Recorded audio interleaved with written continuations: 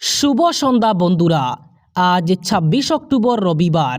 আজকের সন্ধ্যার বিশেষ বিশেষ খবরগুলি হলো, ছট পূজা উপলক্ষে গৌহাটি মহানগরে গাড়ি চলাচল নিয়ে এসে গেল নতুন নির্দেশিকা। ২৭ অক্টোবর এবং ২৮ অক্টোবর এই দুই দিন যানবাহন চলাচলের জন্য নতুন নির্দেশিকা জারি করেছে গৌহাটি মহানগর প্রশাসন।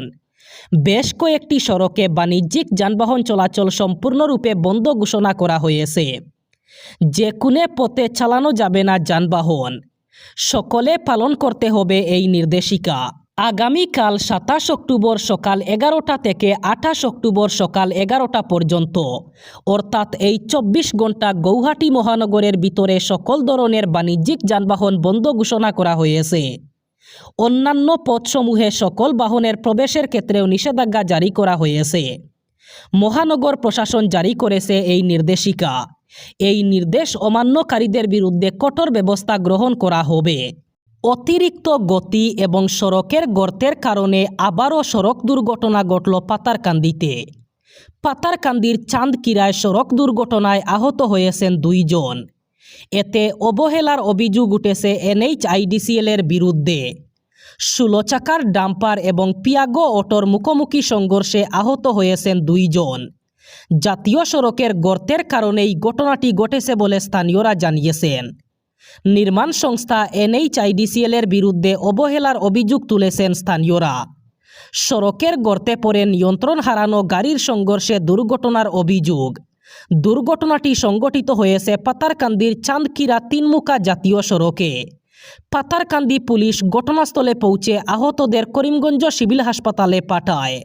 জলপথে যাতায়াতের ব্যবস্থা চালু হতে চলেছে বরাকে।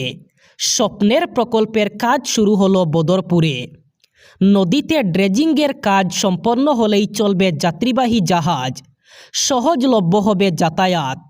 বাঙ্গা থেকে বদরপুর পর্যন্ত বরাক নদীতে চ্যানেল তৈরিতে শুরু হয়েছে খনন অথবা ড্রেজিংয়ের কাজ।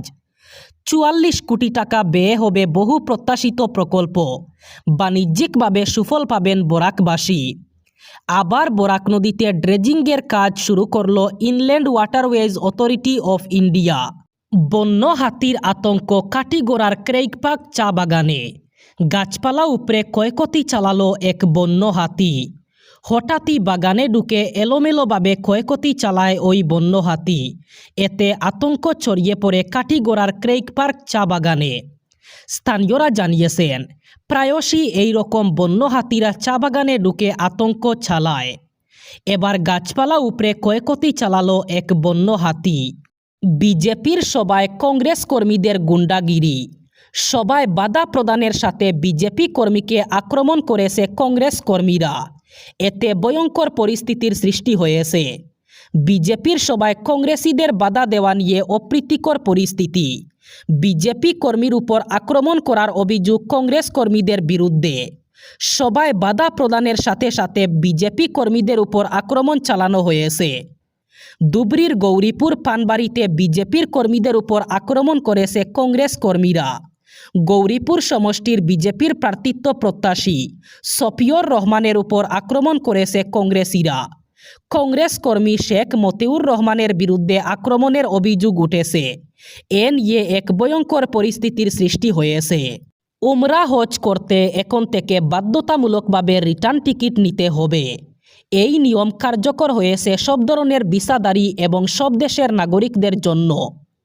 প্রতিবেদনে জানা গিয়েছে, আমিরাত থেকে সৌদি আরবে যাওয়া যাত্রীদের রিটার্ন টিকিট না থাকলে বিমানবন্দর ইমিগ্রেশন পার হতে দেওয়া হচ্ছে না। বিশেষ করে উমরা ভিসাধারীদের ক্ষেত্রে এই কড়াকড়ি বেশি লক্ষ্য করা যাচ্ছে। দুবাই থেকে রিয়াদগামী এক যাত্রী জানান, ওর উমরা ভিসা ছিল। ভেবেছিলেন মদিনাতে কিছুদিন থেকে আবার ফেরার টিকিট কাটবেন, কিন্তু চেক-ইনে গিয়ে জানানো হয় রিটার্ন টিকিট ছাড়া বোর্ডিং পাস দেওয়া হবে না।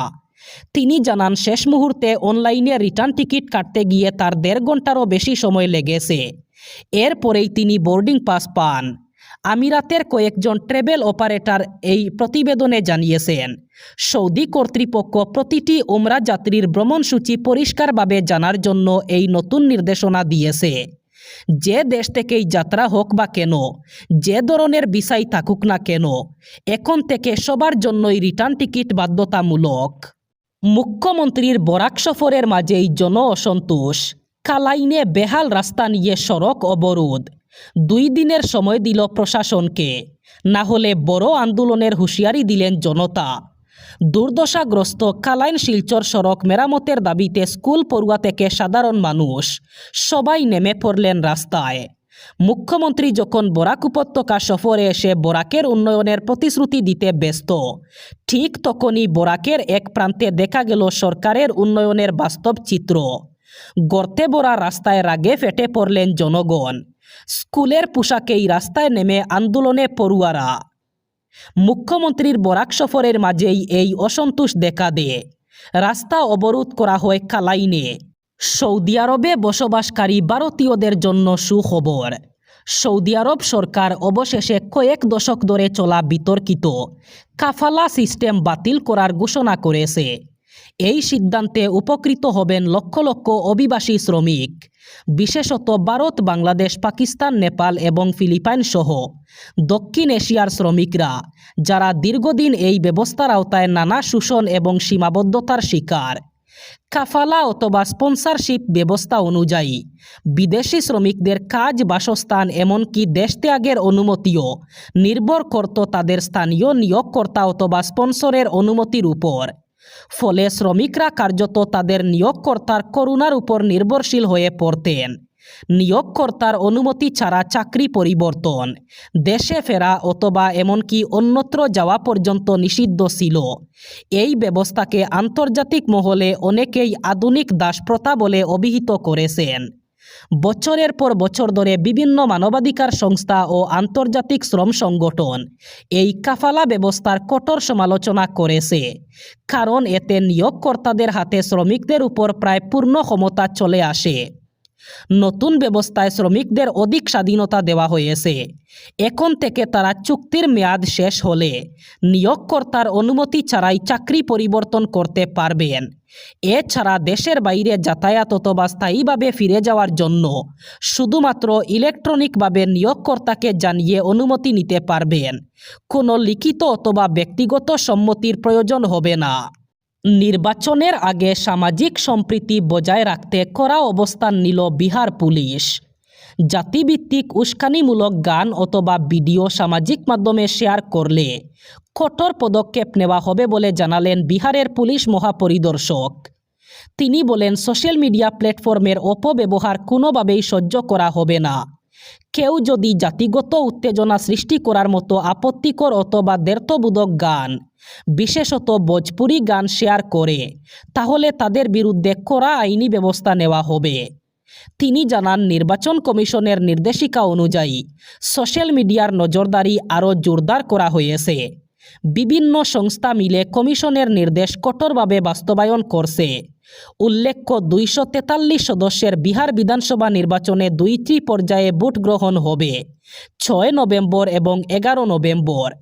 ভোট গণনা হবে 14 নভেম্বর।